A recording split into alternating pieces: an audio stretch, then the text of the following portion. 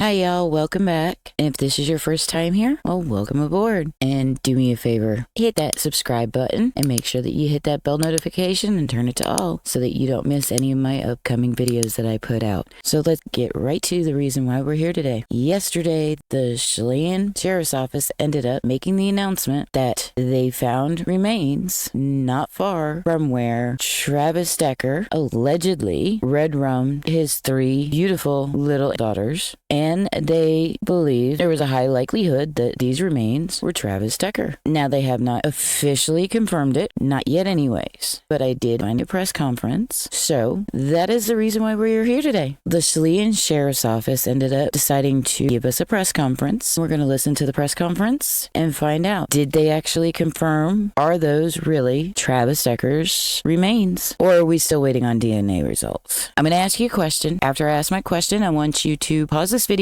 for a few seconds, just enough time for you to go ahead and put your answer down there in the comments. My question to you is, if you have not already seen the press conference prior to this, do you think that they have already verified that those are Travis Decker's remains or not? Go ahead, hit that pause button real quick. I'm gonna wait.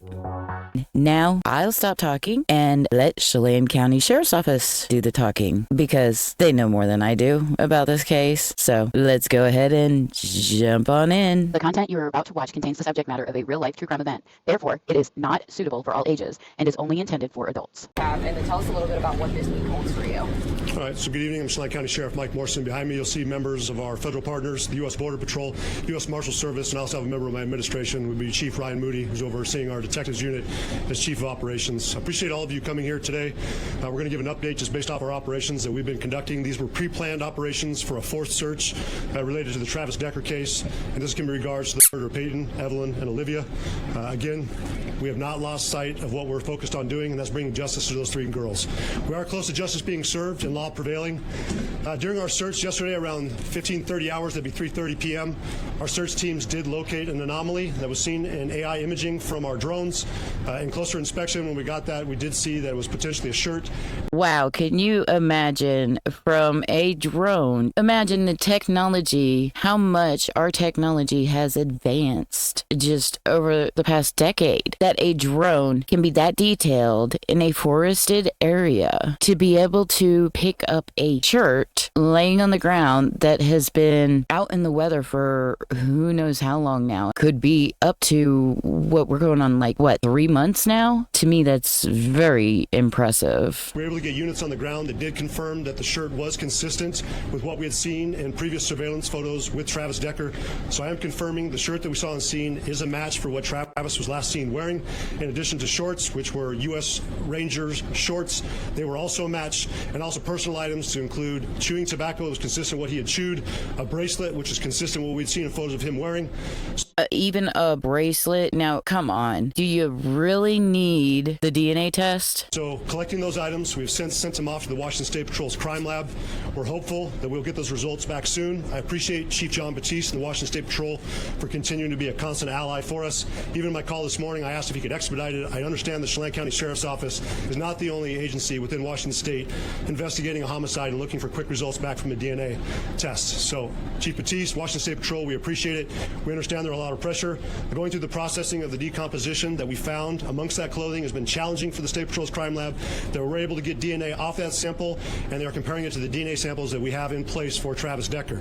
I have asked them to take their time, not rush this. This has been a thorough investigation up to this point. We don't want any mistakes made. Our investigative team has continued to be out on the ground today with Washington State Patrol's crime lab team. We've also had members of the FBI's crime lab team out here assisting us. We found additional body parts today to include 2 feet, some femurs, and also some vertebrae. We've requested that these items also be sent off to Washington State Patrol's. My question is, what have they not found already? Or is that a longer list than what they have found already? What are your thoughts on that? Do you think that the list is longer on what they have already found or what they are still missing of the remains? Put it down in the comment box for me. Crime lab for additional testing to be compared. Again, we do not want to rush this process. We'd like to have DNA results this evening, but I understand in the interest of justice to ensure this case is handled properly, we have asked them to stand by, test more samples Marshals, and we hope to get those in the next couple days. We're appreciative for our federal partners that have continued to be biased throughout this process.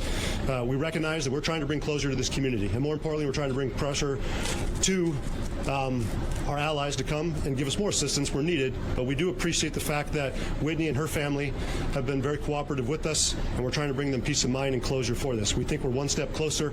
As soon as we get the results back, we are optimistic that these results will confirm that we have located Mr. Decker. But until that time, we're going to stand by and wait for the 100% confirmation. For the meantime, I'm going to bring up the representative from the US Marshals, who have been our ally since day one, assisting us, leading the search effort, and I'll go ahead and let him take questions. My name is Gavin Duffy. I'm the Chief Deputy United States Marshal from the Eastern District of Washington. You guys have been on site. You've been part of this for months now, 3.5 months. You've pretty much been working hand in hand with Chelan. Can you explain why it took so long to be able to find this specific spot? It's less than a mile from where that campground is.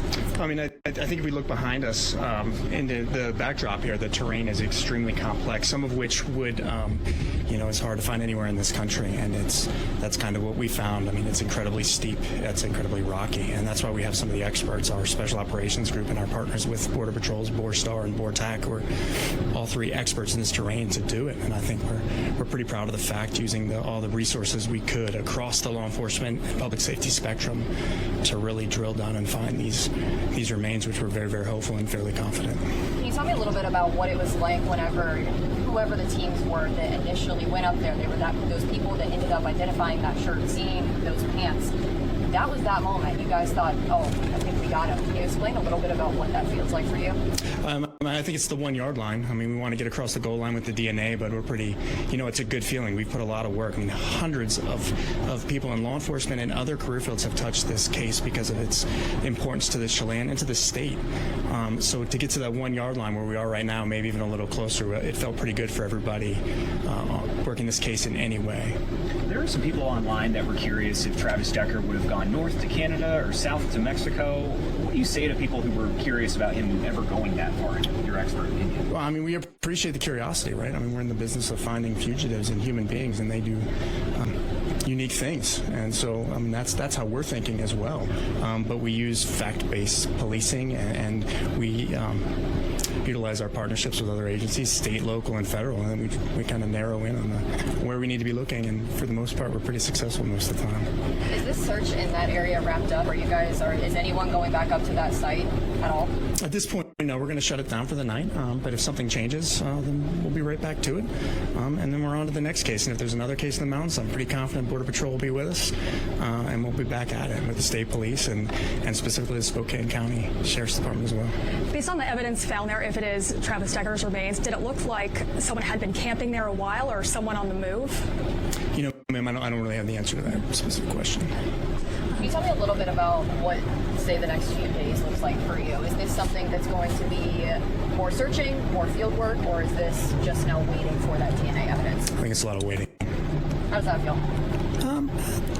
You want to be, again, you want that 100% confidence in what we're doing, and in the situation, because of DNA, we can get there. But I think we'll be looking at our phones, but moving on with the rest of our weekends and traveling back to wherever we're from. Can you tell me a little bit about the condition of those bones and those pieces that you found? Were they gnawed by animals? Is that something that seemingly disturbed up there? Oh, that one's a very interesting question. She was basically asking if he can say anything as to what condition the bones were, if they were gnawed on or anything like that. Basically, she's asking if there's any presence of wildlife. I really don't know the answer to that, nor would I be an expert on that matter. Fugitives I can help with, but anthropology I'm a little limited. Can you say whether a firearm was discovered with Mr. Decker? I do not believe there was, no. Any hint of foul play there, just based on an initial look at the scene? Again, as an experienced fugitive investigator, I'd leave that to the homicide investigators and the very qualified Chelan County team. So I'm not in a position to really feel that one. This is obviously a hit close to home for a lot of people. Wenatchee is a very small community, so is Chelan County. Any message you have in terms of the importance of closing a case like this? Well, I think everybody wants this closure across the community, and I mean, it's national level attention. We all want closure on this case, but we're really hoping we get across, to keep using the analogy, to get across the goal line and be done with this. But for the Marshal Service and every member of law enforcement, from here we just move on to the next violent fugitive, and that's unfortunate, but that's the reality.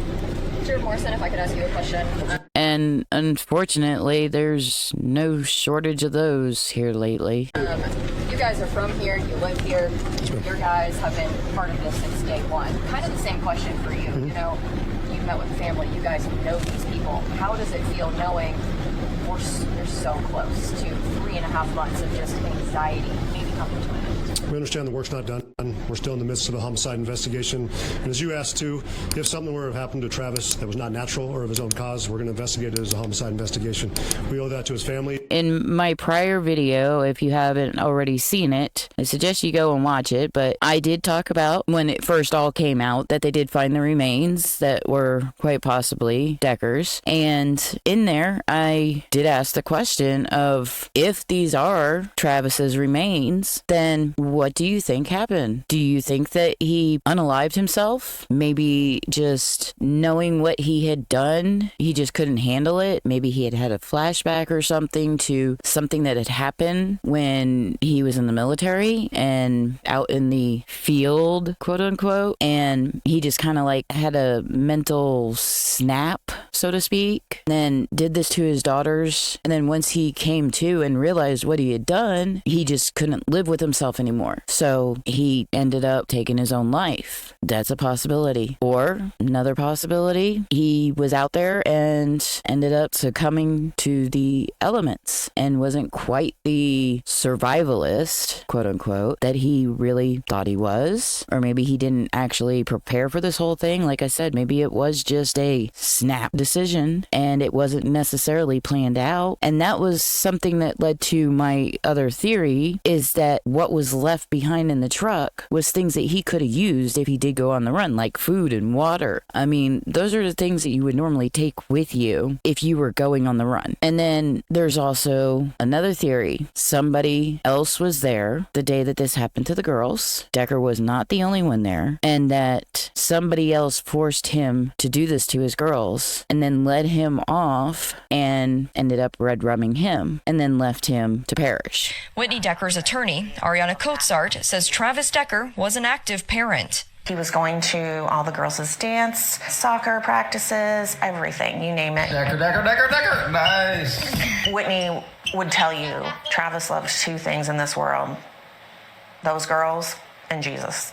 Coatsart says the Afghanistan war veteran was diagnosed with borderline personality disorder and struggles with PTSD. Or another theory could be that possibly being that everybody's been out there keeping an eye out for this guy, everybody's been afraid of him because pretty much just about everybody's believed this whole entire time that he was the one who did this to his little girls. So who's to say that somebody didn't see him and instead of involving the police, they took it upon themselves to get justice for the girls and then just left him there. So that's very interesting there. But there is one last theory too. There's also the idea of wild animals, which leads back to that other lady's question, which I said was a really good question, was talking about were the bones gnawed on, looked like they were gnawed on or anything like that. But back to his statement just now. Now, do you think that he was only saying that because they immediately have to go towards it being a homicide investigation first to make sure that they collect all the evidence just in case? Because I know a lot of times that police will do that. Homicide detectives, they'll do that. They immediately treat the scene as if it is a homicide, worst case scenario, so that they can make sure that all the evidence is collected just in case. So could it just be one of those scenarios? Or is it that they ended up finding something that led them to believe that this quite possibly could be a homicide case and that Travis did not pass on his own? So I left you with lots of theories and options there. So please do me a favor, put your thoughts down there in the comments and let me know what you think. I don't want to just sit here and talk about what I feel. I want to see what y'all out there in the community are thinking too. He is a vet and I understand what happens when people go into the military and how the military can mess with your mind, because I have seen it firsthand firsthand in somebody that was a longtime family friend. That when he went into the military, he was perfectly normal, but when he come back home, he was not. And he was a 19-year-old kid who thought that he had less than a year to live. And then they turn around and tell him, oh, no, sorry, we were wrong. You're going to live a very long life. And it just totally messed with his head. And now he has a lot of mental health issues and is going to be on disability for the rest of his life because of it. So I've seen it happen firsthand, and I know what that kind of thing can do to you out there. But anyways, enough of me talking. I just hope that y'all will let me know what your thoughts and what your opinions are on this, because I care about what y'all are thinking too, and I'd like to know. Call me curious, call me nosy, whatever you want to call me. I care about what others think too. We owe that to him. He's still a human being.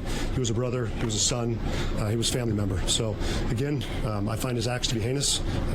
And he served our country, and he fought for our freedoms. He's alleged to have conducted and done, but overall, still going to treat him with respect. I said this throughout the process. We didn't want any harm to come to him, and we'll still treat his remains with the kind of respect that anyone would deserve. So we'll look into it. Good. We understand this is one step closer, as we said, to serving justice and ensuring that the law was issued. So we want to make sure this is closed out properly. We want to make sure the family has the closure. I want Whitney to sleep better at night. I want her family to sleep better at night. I want the community to know that our agency does not give up, no matter how daunting and how challenging the task is.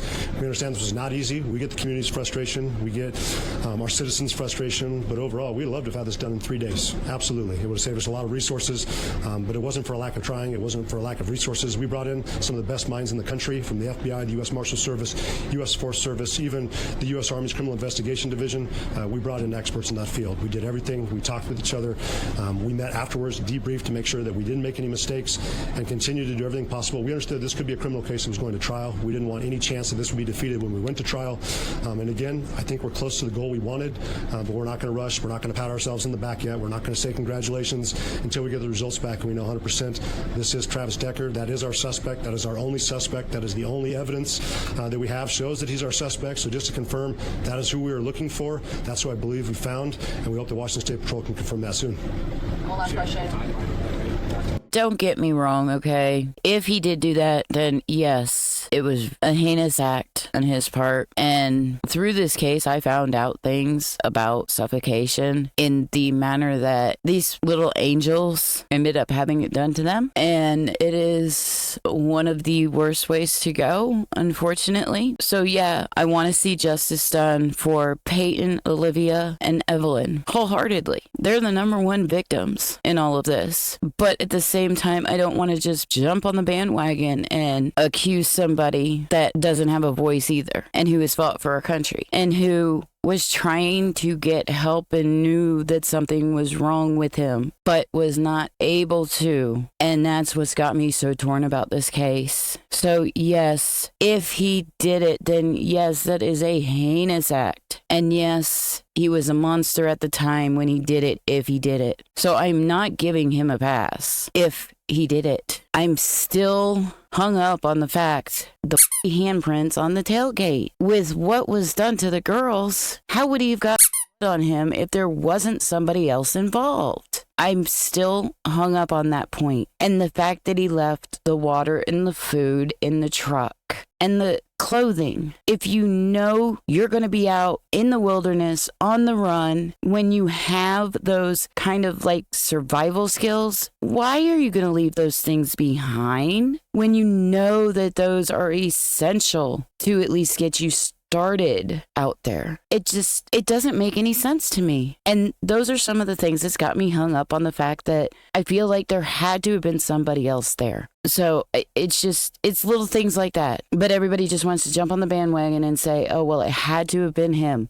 He was the only one there. So I'm the one with the unpopular opinion. So let me be the one with the unpopular opinion. But if you have a different opinion than me, show me how I'm wrong. Prove it. Prove that there is absolutely no way, 100%, that somebody else was there that day. You can prove that to me and I'll stop. I'll stop believing that there is a chance. I'm not saying that it's absolutely positively that there was somebody there other than Travis and the girls. I'm just saying that I do not believe 100% that Travis and the girls were the only ones there that day. I believe there is still that slim chance, and I did say slim, there is still that slim chance that somebody else could have been there that day and didn't get their hands dirty because they made Travis do it all. And could you imagine how difficult that would have been? I'm sorry, y'all. I've got my headphones on, but I still could not hear him. It sounds like it's a man in the far off distance, and I just could not pull out the question. So sorry about that, y'all. It almost sounds like he's saying something about not tomorrow, tonight, or something like that. I think he's asking about the DNA results as far as like putting a rush on it maybe or something. I'm just speculating here based on the answer that Sheriff Morrison seems to be giving. So, but he said something about tomorrow and tonight. So I'm sorry. That's all I can really pull out, y'all. Maybe if one of y'all got better headphones than I do, maybe you can pull out what he's actually saying and can drop it in the comments for everybody else. I'm going to go ahead and I think I have it rewind back to where he's asking the question, and we'll go from there. Soon. One last question. Timeline on that, right? Not tomorrow, not tonight. It could be anytime. Nope. Again, I'm not going to put pressure on Washington State Patrol's crime lab. I want them to take their time. I want them to make sure those results are 100% confirmed. Again, this is closing out a very significant case in our county's history. This was the largest manhunt in Chelan County history. This is the most heinous homicide in Chelan County history, and we need to make sure it's closed properly and that we make sure that we're convincing our community that we did the right thing, we have the right subject, and there's no other person out there. One last question for me. I don't know if it's for you or Gavin. I saw in the press release that there was a key fob that was found. If one of you could talk a little bit about that, I believe it was found in the river. Correct. Okay, she just asked about a key fob. Apparently, there was a key fob that was found, she said something about in the river. Yeah, so we had a follow-up, and we really appreciate Sheriff Knowles and Spokane County Sheriff's Office for not only bringing their helicopter out here with their support unit, but also bringing members of their dive team, and they were able to get into spots that National Park Service and our Chelan County Sheriff's Office Swiftwater Rescue Team were not able to get into, since there are spots you have to get underneath debris, and they were able to find a key fob in close proximity to our scene, which was great. I mean, it's an additional piece of evidence. We've collected it, we've put it in our evidence room, and it's been logged, but again, that's what it shows for cooperation and teamwork, and just bringing additional resources that we didn't have. So we do not have a dive team here at Chelan County Sheriff's Office. Historically, we did, but again, appreciation to Sheriff Knowles and his team for coming in and assisting us further. I wonder, I don't remember, maybe one of y'all remember out there, but did they find keys for Travis Decker's truck either in or around the truck? That would be something to look into, because I don't remember. I'd have to look back in my notes. But yeah, that would be interesting, because if they found a key fob, I mean, it could be something as simple as just somebody eons ago could have dropped it, or, well, I mean, I'm sure that they could tell if it's been in there for a while or not, but I mean, it could be something as simple as just a hiker ended up dropping it, some random hiker that was hiking out there, or it could be related. It could even be, if it does turn out to be a homicide case, it could end up being whoever red-rummed Travis. But again, appreciation to Sheriff Knowles and his team for coming in and assisting us further. All right, appreciate everybody. Thank you, Sheriff. Thanks. Have a good night. Okay, so that is the press conference, and before we go, I did find this video here. It says, case closed. Analyst explains loose ends in Decker case. So I haven't actually seen this yet. I wanted to go ahead and watch it along with y'all. It just kind of sounded a little bit interesting, so I figured, what the hey? Let's go ahead and watch it together. Sheriff, thanks for being here. You bet. Can I get your initial reactions? Relief, I think. I'm glad. The community, I think, is glad that he's been found, apparently. Mm-hmm. And earlier, one of our reporters said that the sheriff there in Chelan County was slightly optimistic that the remains are those of Decker, which is an unusual way to phrase that. What do you make of that? Well, it is and it isn't. I mean, no sheriff wants to be wrong. Mm-hmm. So I think he's kind of hedging his bets. And the reality is the police never positively identify someone like that. It always comes from the coroner's office. So the Chelan County coroner will have the final say about whether this is Travis Decker or not. That said, can you give us your insight into when you do make a preliminary finding like that, how likely is it that authorities, have an inkling one way or the other? Typically, it's much more than an inkling. Okay. Typically, they're going to know. And I'm based on what I've read about the case, I'm pretty confident this is Decker.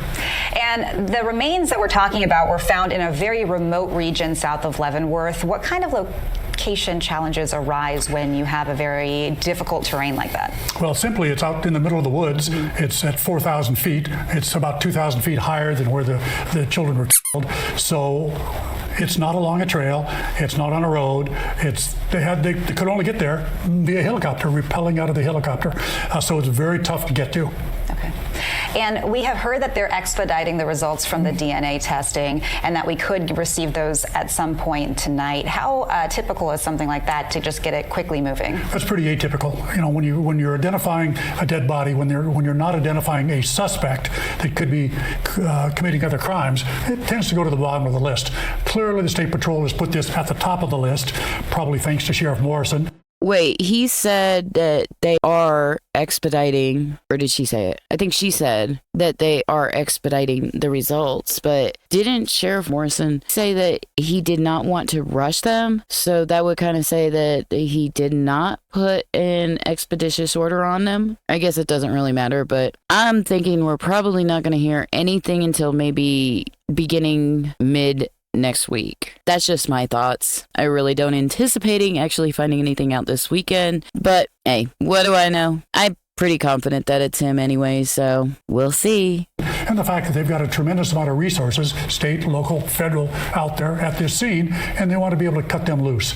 So it's really appropriate that the remains will be identified as quickly as apparently they will be. And tremendous public interest in this case as well, right? Yes. That has to go a long way. Tremendous public interest, and hopefully now, once he is identified, we never have to say his name again.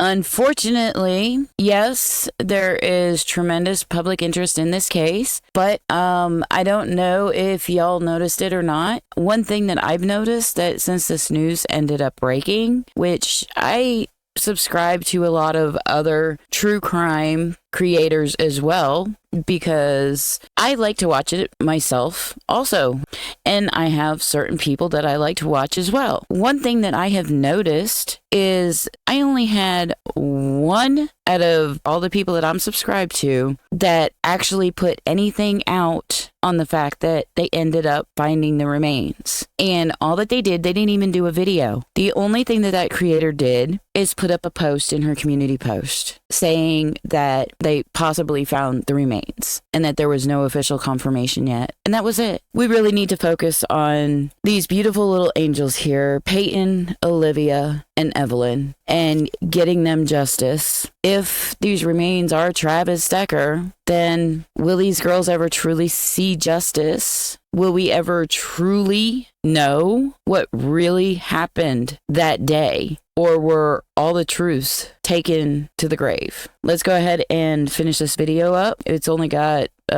less than a minute left on it. It's done, it's over, and forget about it. I think so many people can relate to that feeling. What comes next? We get those DNA results. Where does the case go from here? Case will be closed. Done. Case will be closed. It'll be done. They've identified the suspect. He's been charged with 3 counts of homicide, 3 counts of kidnapping. So they know who did it. Now they know where he is. They know he's dead. That's the end of it. Former King County Sheriff John Urquhart, thanks so much for being here and all of your analysis throughout this case, because we have been following it for quite some time. And again, we are hoping a resolution tonight, but we, of course, are just waiting for those results. Okay. Wow. Just after I said what I did, too. I kind of have an issue with that last little part there. Pretty much as soon as we come back, he says, case closed, done. Yeah, case closed, done. 3 simple words, yet hold so much power. Is it really case closed, done? If those are Travis Decker's remains? There's so many things that I want to say right now, but I've just got so many thoughts swimming around in my head at the moment that I just can't grab them. They are erratic and all over the place at the moment. So with that being said, I think I'm going to go ahead and end this one for tonight. And it's been a long day. I got my other video uploading, and so I will go ahead and edit this one and get it uploading once my other one is finished uploading. But yeah, 3 simple words that hold so much power. Just because the man is no longer with us doesn't necessarily mean case closed, done. You still have to investigate. What if Travis Decker was red rummed too? And what if he was red rummed around the same time that the girls were? You just gonna say case closed, done? Oh man, I need to just end this for tonight. It's been a long day. So maybe I'll come back with another video and we'll have another discussion. I am in the process of getting better internet because I would really like to do a live with y'all, but unfortunately right now I cannot because my internet that I currently have will not allow it. So there's only one other option apparently when you live in the woods, and that is to get satellite internet. I've heard good things and I've heard bad things about it. I am hoping I'm on the good things side of it and not the bad things side of it, but I guess we will soon find out. So, we'll see how that goes. But anyway, enough about my issues. Peyton, Olivia, and Evelyn, they're the ones that we're here for tonight. They're the ones that deserve justice in whatever form that might be. And if that means continuing the case after finding out that the remains are Decker's, then we continue the case. We don't close it. We continue investigating until we find out who was the one who actually facilitated the red rums of these poor little angels. Who was the one who caused the ending of their life? And then on top of that, if Travis Decker had his life ended by someone else's hand, you need to find out who did that too, even if he is guilty of doing those things to his daughters. It's time for me to go. Thank you, everybody, for all your continued support and all your understanding over these past couple of weeks when I have not been able to get on and upload as much as I was. I did notice that I did lose a few subscribers, but that's okay. We'll get them back. But either way, I really do appreciate those of you that have stuck with me and continue to support me. And we're in this for the long haul. I want to be able to still get out there and do my part in helping to see that justice is found for these victims, for these people that no longer have a voice, because that's why I'm here. I had things happen to me when I was younger and I never got justice, and I never will. I'll never see my own justice. But if I can help others to get justice in any way possible, even if it is just sharing their story and making sure that their story continues to get out there and ends up eventually making it to the right person someday that can help them, then I'm doing my part to help them get their justice. And that does help because my justice will never come. Statute of limitations have ran out a long time ago, and I never thought of doing anything when I could. So anyway, we're not going to get into that. I keep saying it, but it's time to go. So I will catch y'all on the flip side. Thank you for all your love, your support, and your prayers, your thoughts, your well wishes for my father. I really did appreciate those as well. And just know that he's doing a lot better, driving my mom crazy, just like he should be. And y'all stay safe out there, stay happy, and bye-bye, y'all.